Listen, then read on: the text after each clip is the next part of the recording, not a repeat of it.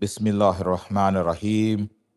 وَمَا أَرْسَلْنَاكَ إِلَّا رَحْمَةً لِلْعَالَمِينَ. And we have not sent you but as a mercy to all the worlds. So in our continuing lectures, we have been talking about the connection of Imam Husayn and the completion of the message of the prophets, peace be upon them. And one of the parts of the mission of the prophets was to bring mercy, Allah's mercy, and be representatives of Allah's mercy to mankind. Now, when we look at this word in Arabic, which is rahmah, which is used for mercy, we see that sometimes it is used in the meaning of obviously what we just said. But we have to look at the deeper meaning of this word, which that it's used in the meaning of the womb of the mother. Bismillahir Rahmanir Rahim. Huwa alladhi yusawwirukum fil arhami kayfa yasha. That he is the one who created you or made you in the womb of the mothers, however he pleased. Another meaning, which is very interesting, is that it is used to signify near of kin.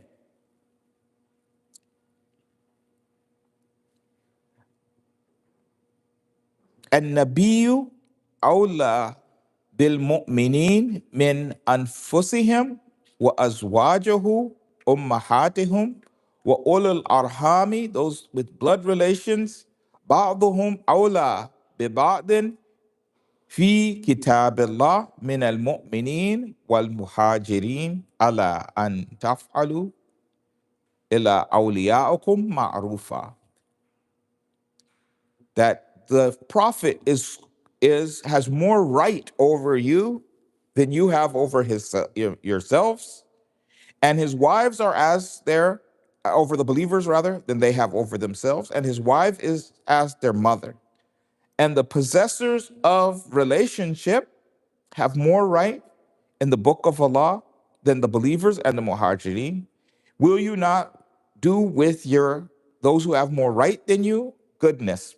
What's very interesting about this particular ayah is we see that it is signaling the importance of the blood relationship. This is the sort of zahir meaning of the ayah.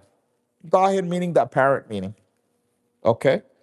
However, when we look at this ayah in context, it's talking about the relationships in general, but it's talking about the relationship of the Ahlul Bayt to the Prophet, peace be upon him. You know how we know the فَمَنْ كُنْتُ مَوْلَى فَهَذَا عَلِيًّا مَوْلَى. So whoever I am his master, then Ali is his master. We know that part. Some people don't realize the part that comes just before that, which is that the Prophet asked the companions, who has more right over you than you have over yourself? And the companions say that you do, O Prophet of Allah. The reason they knew the answer was because the Quran had given them the answer in this particular verse, which is that the Prophet has more right over the believers than they have over themselves. And the sign of that is that his wives are as their mothers. This is a sign of that the Prophet had special rights that the rest of the believers did not have. So then when he said, well, ulul arham, meaning ulul arham of who? The people who have relationship is who? His relations. Because the Prophet divides the community into three groups. Ulul Arham means the Ahl al-Bayt. Then the other group is Mu'mineen. He's talking, but he says Mu'mineen and Muhajirin. Now, why didn't say Ansar and Muhajirin? Because he's talking about the bigger bulk of the Mu'mineen, and the Muhajirin were mostly Quraysh.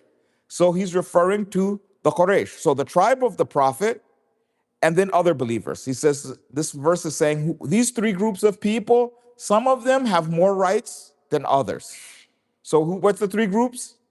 The Ahlul Bayt, the Mu'mineen, meaning the Ansar and Ghayr Ansar, the people who are Ansar and also not Ansar.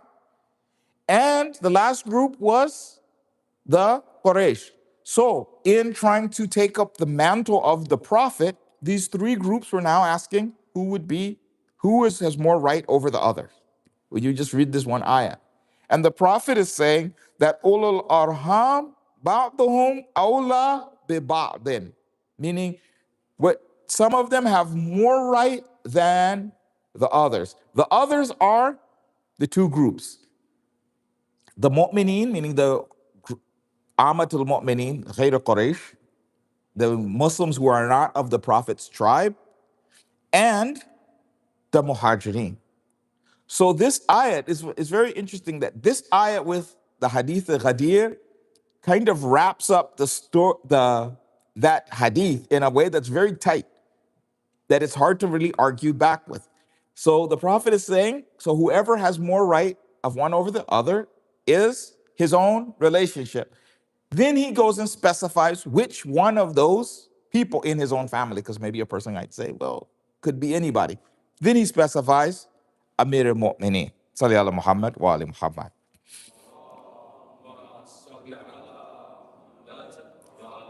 But for our purposes, it's talking about that the Quran is using this word raham in the two words, one meaning womb, like womb of a mother, and blood relationships. Now, as we did with the other key points of looking at the message of the Prophet, what does this word have to do with mercy? What does the raham of the mother and what does the blood relationship, because how does raham also mean blood relationship? Meaning you at some point shared the same womb. That's why it's blood relationship. Because at some point in time in your lineage, you were in the same womb together. So let's say you have like Hazrat Abdullah, right? And Abdul Muttalib. At some point they had the same mother and they had the same father, so they had the same womb relationship. It's very interesting. Assalamu alaikum wa rahmatullahi wa barakatuh. That they say that actually, even genetically, when a woman has a child, some of his genetic material remains in her. And if she has any other children, they all now share genetic material with their brother. Besides just her own material, they also share their brother or their sister who came before them. They share that person's genetic material too, not just their mother and their father. That any child that she has, now any of them that come after, all have a connection of blood relationship besides their own genetic relationship. That no, you were in the same womb at some point together.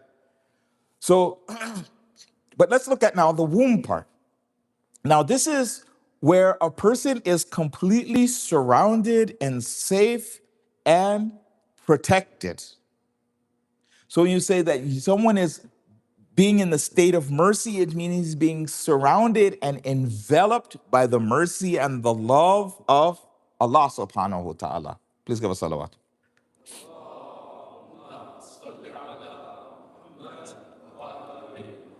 This word raham is not one that really translates very easy into English, because the word mercy is like, I could have done something and I gave you something extra. That's not the same as what it means in Arabic. It's not enveloped in your love. Like, let's say that you borrowed some money from me and you couldn't pay it back. So I said, yeah, keep the money. Then I was merciful. Or I could have punished you. You stole and I could have given you a punishment and I didn't punish you. That would be mercy. But you see that this doesn't really match up to the word in Arabic, what it's meaning. That when Allah is saying he's the most merciful, it's similar to the word like Rab or something like that. It doesn't translate to the word Lord in English. Sometimes they translate it, but that's not what it is. Because in Arabic, it's Murabbi and all of these things that it's much more like father-like and caretaker and helper and designer and all of these type of things to be the Lord of something, in English. So English is not really sufficient really to capture Arabic. This is something with languages that sometimes a language is insufficient to capture. We have a term in one language that is now insufficient to be captured in another language. Arabic is one of the ones that is very hard to capture in a second language. Like sometimes to get one word in Arabic, maybe you have to use 510 to grasp the concept. That is one word in Arabic. So this is much more like connection and love and kindness and sweetness and caretaking and caring backwards and forwards and the similar to what you have towards a relative. That if I have a relative, even if he does something bad, I'm gonna still. That's why like this ulul arham. Like this is especially in the Arabic culture. That in their culture they were in a very harsh environment. It's not like here it's bushes and trees and water and you can do whatever you want. In the desert, it's very dangerous. If your family doesn't help you and doesn't protect you, you could die. Even if you don't have enemies, just because you might starve, if you break your leg, nobody can help you. If your animal runs away and you can't get your animal, you die in the desert. So having their tribe back them is extremely important. And having their blood ties back them up is extremely important. So this is something which we're getting a little off our subject, but we'll go down this tangent because it's important. That coming from an American culture, the concept that the prophet could have put his friend in charge of his affairs made sense. Because in America, it's friend based. Oh, I like this guy, we get along. In the Arabic culture is not friend based. It's blood ties based. They're extremely, and you have to be because of the culture. Sometimes the environment shapes the culture. The environment is such that you have to be this way because if you're not, you won't survive. So the idea that I would skip over my friends and my blood relations and then jump to another tribe and then give them my possessions and stuff just doesn't match culturally. Meaning if the prophet was going to do something like that, because sometimes the Islamic rule and what the cultural rule are two totally different things. Like sometimes the Arabs have a cultural rule and it's not an Islamic rule. When the prophet wants to break a cultural rule, it's like multiple ayats of Quran, and the prophet has to do it himself and show people over and over and over again that this is not what we're doing. And then even then you see the companions are like fussing about it even after. So the example of the prophet had an adopted son, Zayd. And in their culture, they were like, no, once you say he's your son, that's it. That's your real son. That was their culture. So when the prophet wanted to say, no, this is not an adopted son is not a real son, you had to have ayat of Quran, and the prophet married his Zayd's ex-wife to kind of make sure that that this is not his real son. Him just saying, you know what, actually it's not, they wouldn't have accepted. It took like ayat of Quran and him doing that and Allah backing him up and everything like this and mentioning him by name in the Quran, so meaning it took a lot more to make the point. When the prophet, if the prophet is going with the culture, then you just, oh, okay, yeah, that's more or less what we think. So the fact that there is no long list of hadiths as the prophet is trying to convince people that he's not going to just hand his position over to his relatives. No, the fact that there isn't there shows that yes, no, it would go with the flow. Of course he would put his own relatives in charge. That would be of course, even if there was no proof. But then the prophet also went out of his way to this is what the reason, I would say, one of the reasons, Allah has 1,000 reasons. One reason why the Prophet had to go this much out of his way to establish the wilayat of Amir al-Mu'mineen was not because it wasn't natural with the flow. He had to prove that it wasn't the culture that he was saying. Because if he just left it blank, we would assume that it would be in their culture of those people at the time. They would assume that, of course, it would be of course, it would be Amir al-Mu'mineen. That was their culture, to just assume that. However, we would come back later and say, no, that was their culture. You made a wrong assumption, but Islam is a new religion and we're doing something else, and so we can't go with the assumption. So he had to go out of his way to now prove it. And like I said, put it in the Quran. We have the ayat of Quran. Al-Yawma akmaltu lakum dinakum, and we have Hadith al-Ghadir, and we have this, and we have that, and we have that, to show that this was not just the Prophet going on his Hawaiian nafs, going with his own culture, and no, proof for Muslims for 1,000 years that he was obeying the command of Allah and not just going with what everybody was doing. Because people used to sometimes question him. Some people questioned him. They were like, are you just going because this is your cousin, or are you going because Allah said this? When he made the announcement, that's what their answer was. They were like, no, maybe is this the religion of Allah, or is this just the culture? And he said, no, this is the religion of Allah. All these proofs. Then they said, no, I still don't accept. You just put your cousin over us because it's your cousin. Because like that was the mu'arada. That was the opposing opinion. The opposing opinion was he had went with his culture, not his religion.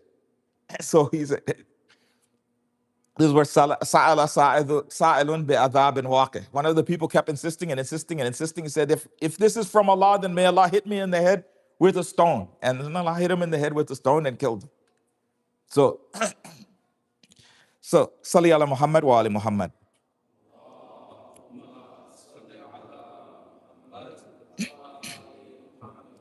But this, now that we've established this idea of mercy, what's very interesting is Allah says that this is why I'm sending the Prophet as a mercy to you. This is the most important word in the Quran, and it's the secret to ibadat. But let's just look at it for a minute. What's very interesting is that Bismillahir Rahmanir Rahim, it occurs 114 times, and there's 114 surahs, but it doesn't occur at the beginning of every surah. To make it even more interesting is that then Ar-Rahman Ar-Rahim, to specify that this is the name of Allah, occurs separately. One is this Alim al-Ghaybi wa Shahada, Huwa Rahman Ar-Rahim, that Allah is knowing the hidden and the seen, and He is Ar-Rahman Ar-Rahim. Then we have another one, but Huwa Rahman Ar-Rahim occurs even in another place too. I didn't bring the ayah. And then another one, it says, Tanzilum mir Rahman Rahim, that it comes down from Allah, and He is the most gracious, most merciful. As we said, this is a very insufficient, that most gracious, most merciful is not sufficient for what the word is in Arabic. He's the most merciful in that way. But it's saying that this is who Allah is, and a sign of His mercy, and the action of His mercy is the sending of the prophets to the people. Now, when you're a person who grows up with Islam all around you, a lot of times we are not as sensitive to how important having Islam is to a person or as a community. It really gets lost.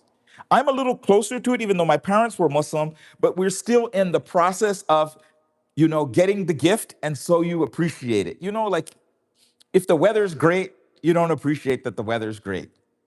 The example, we grew up in the Virgin Islands. The weather was always good. And not only was the weather good, the beach was 5 minutes away in a drive any direction, 10 minutes, and you were in the beach. You were at the beach. And they had a law that you couldn't own the beach. So even if a person's house was right in the water, you could walk right in front of his house because the beach was public property. So obviously, who doesn't want to live on an island with great weather, beach anywhere and everywhere? Like the last 10 years, I didn't go to the beach at all. When I'll get to it when I get to it. Because, of course, you can go to the beach whenever you want. Somehow we're like that sometimes. Sometimes people who are like in a Muslim, like a household or Shia household, they don't realize the benefit that they have. Oh yeah, of course, if I need a dua, I have Sahifa Sajadi, or maybe I have Mafatih. No, I don't know. Maybe I'll just read, I got to get something quick, very important hajat. I'll read, Nadi Ali and this, that, and the other. People don't realize that other people don't have that. They're stuck. They get into some kind of problem. There's no way out. They're up the creek without a paddle.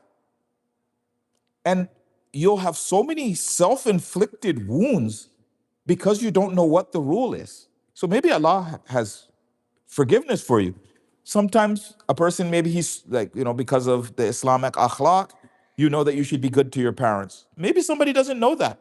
So he has a long ongoing feud with his parents and he's ruining his life and their life and this, that, and the other and deciding they're toxic and XYZ. And if he knew the Islamic akhlaq, it would have saved him from a lifetime of trouble. Basic things. The Muslims encourage you to get married early.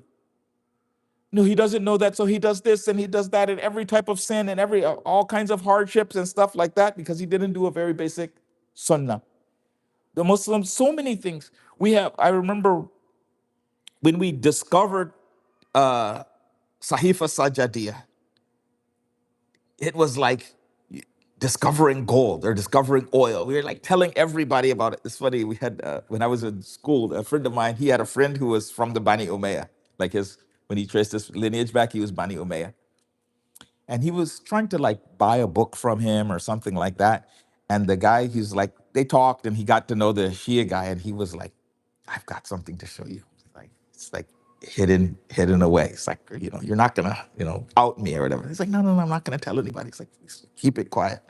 He's like, I've got the greatest book of all time. And he's like, what's that?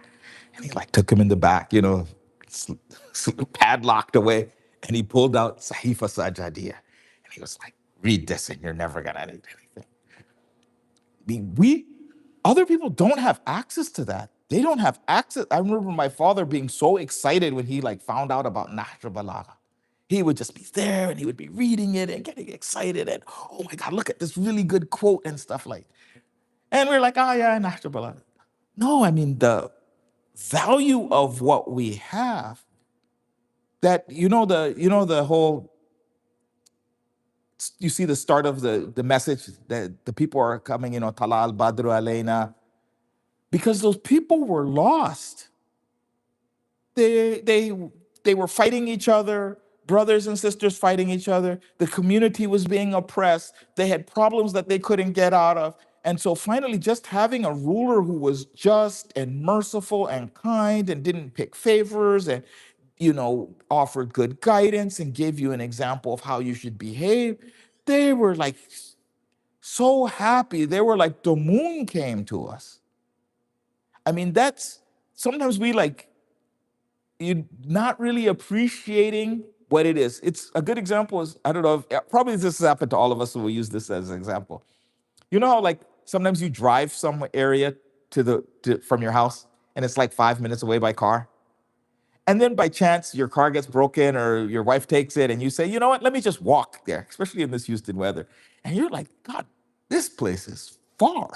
You're over there sweating and hustling and you've got your little plastic bags and you're like, soaked in sweat. And you're like, you didn't realize it was at 5 minutes by car and walking. No, that is this is a 20-minute walk.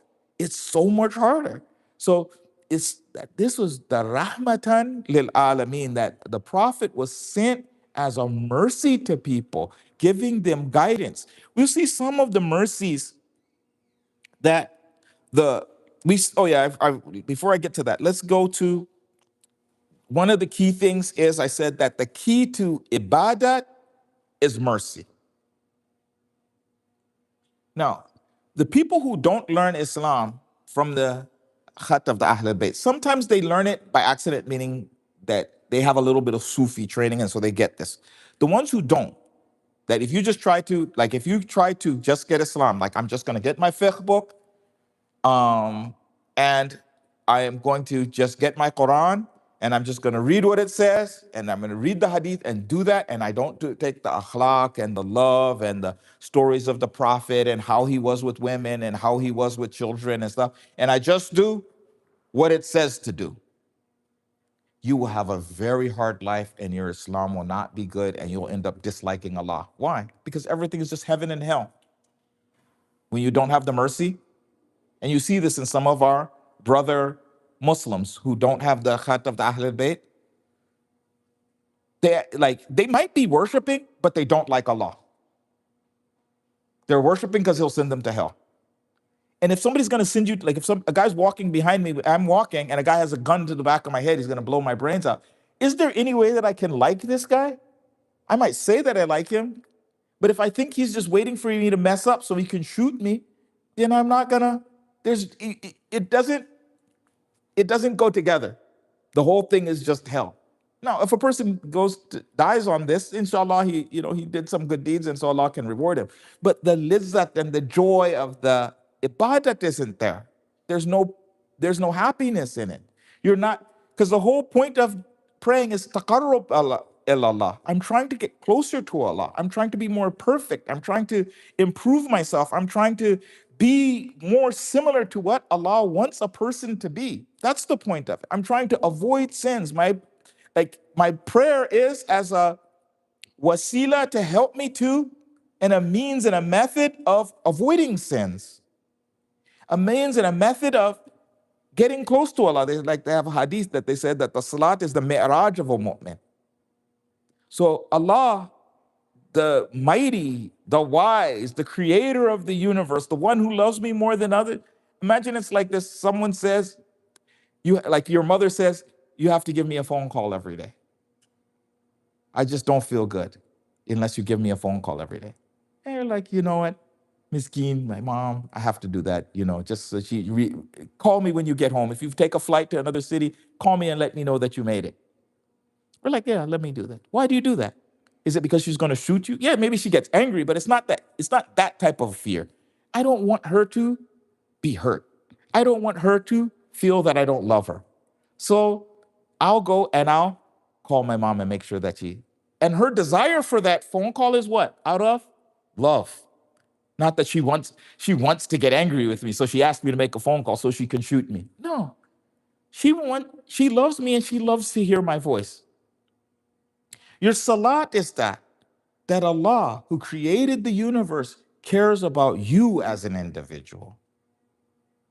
Not just everybody else and, the jihad and Israel and Palestine. No, you as an individual. An interesting part is when Allah's talking about the Musa, right?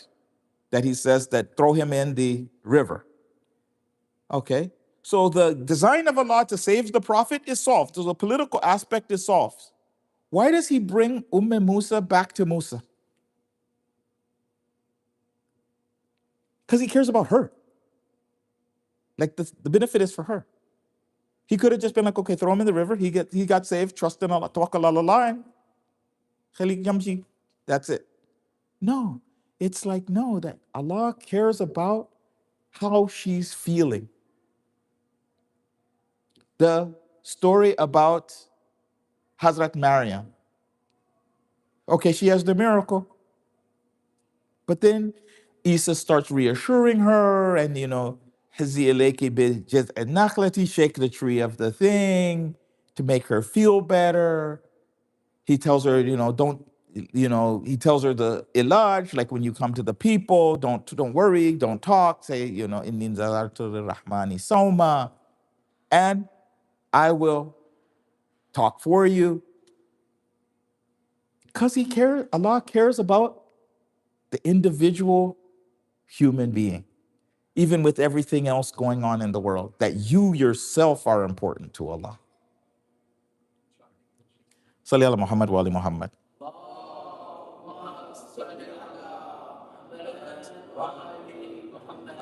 And when you trust in Allah and you love Allah and you want to do what's best for Allah and you know that Allah is going to forgive your faults and Allah's not out to get you, and if He asks you to do something, it's so that you can be better, then you can worship Allah.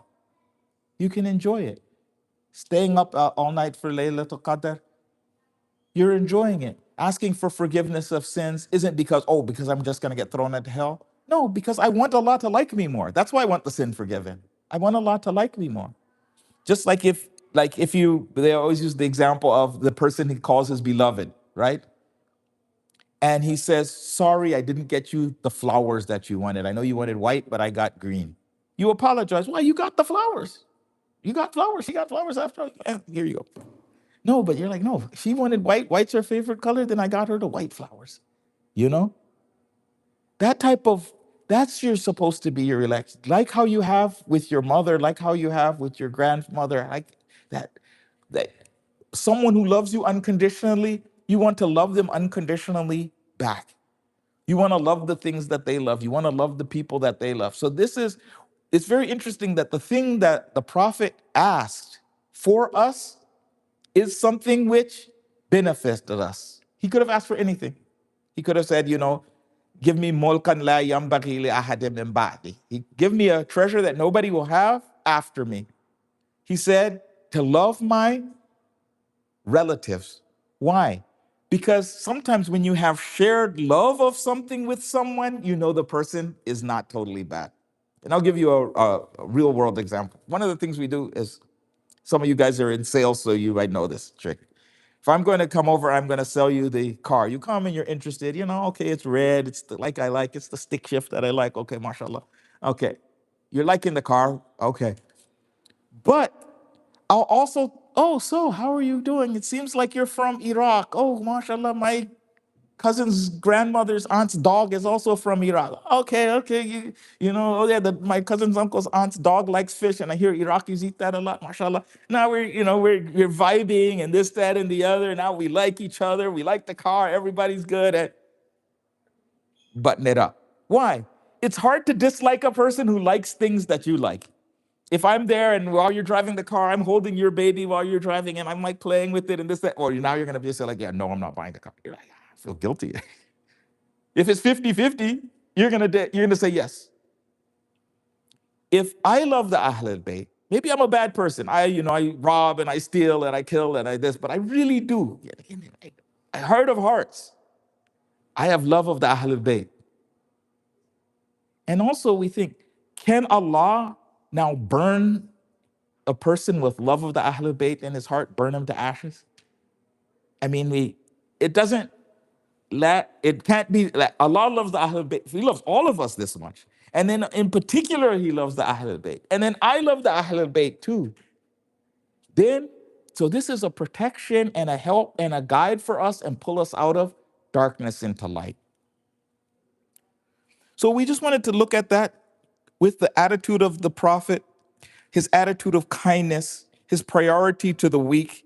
The Prophet didn't curse his qawm. He would fight the individual bad people, but he wouldn't destroy the whole qawm. He would take captives rather than killing people. He would let people, entire qawms, grow. One of the things that we thought was very interesting is that when we were looking this subject up, there's a whole list of hadith about the Prophet being kind to animals even. That he's like, even if you're going to do zibh to an animal, before you kill the animal, he was like, don't let the animal get slaughtered he's like, don't kill an animal in front of the mother. That there's a mother of the animal is there, and you don't kill that animal in front of the mother of that animal. So now, unfortunately, we have to go to the part about the musibat of Imam Husayn and one of the mothers. The mother, this case is Zainab. Bismillahir Rahmanir Rahim. Allahumma salli ala Muhammadin wa ali Muhammad. Allahumma salli ala Muhammadin wa ali Muhammad. Allahumma salli ala Muhammadin wa ali Muhammad. I want us all to put ourselves in the position of Imam Husayn, that he's there and he's alone and he's abandoned. The people have betrayed him. The people have lied to him. The people have let him down the same way that they let his father down, the same way that they let his brother down. He's hungry. He's tired. His friends are fighting for him. His friends are getting killed. He feels responsible for each one of the people that he brought with him. These are the best of mankind, and they're doing their best, but their best isn't enough, and they're going one after the other. And the Imam has to be patient while he sees all of this happening. And Zainab sees this too, that the people have abandoned her brother. The people have betrayed her brother. And if it hurts for Imam, it hurts for Zainab too.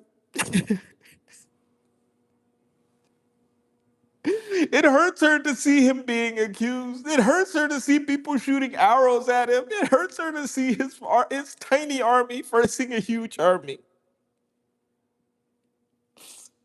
And she wanted to offer Imam something to try to make him feel better.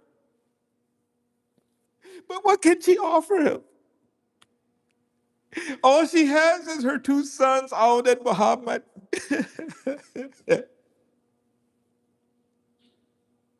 And they're young. They're like 13 years old. And she says to Imam, all I have to offer you is the two sons of Jafar, Aoun and Muhammad. And he's like, this is all I have left of my cousin. My uncle Jafar, he was killed and he was martyred. I don't, at least let his children survive. But they insist, they say, no, we can't, we will be in shame. Our father was brave. Our father was a martyr. Our father is Jafar Tayyar. We cannot sit here and let you be slaughtered.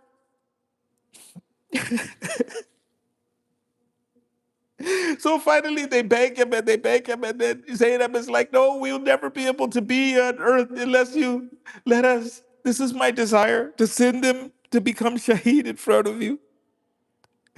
So he gives them permission and they dress in battle. And they dress for battle and they ride on their horses and they fight together. And even though they are young men, they resemble Imam Ali. They resemble their grandfather, Jafar Tayyar. And they fight and they break the ranks of the enemy. At first, the enemy tries to fight them one on one.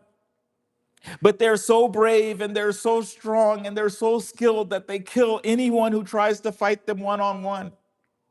So then they say, we can't fight them one on one, attack them as a group. But even then, this is like two lions. If someone comes and tries to attack one from the rear, the other can protect him. If someone comes from the front, the next one fights him. So Aoun and Jafar are fighting, and they're saying, look, our brothers, see how we're fighting. See how we're fighting for our Imam. And you don't want to kill a child in front of its mother. But sooner or later, people get tired and they push deep into the enemies and they become surrounded. And finally, they become separated. And when they become separated, they fall from the horse and one is killed. And then the other tries to go and help him, but he gets surrounded too, and then he gets. And the Imam comes and he tries scatters the enemy and he brings back their bodies to Zaynab. And these young men who had barely begun their life, and they're so handsome. And now he has to bring them back cut to pieces and wounded and injured and bleeding. He has to bring them back to Sister Zaynab. And Zainab doesn't even cry because she doesn't want to add to Imam Husayn's suffering. And she just says, "Oh Allah, please accept my sacrifice." And she makes sajda to shukr.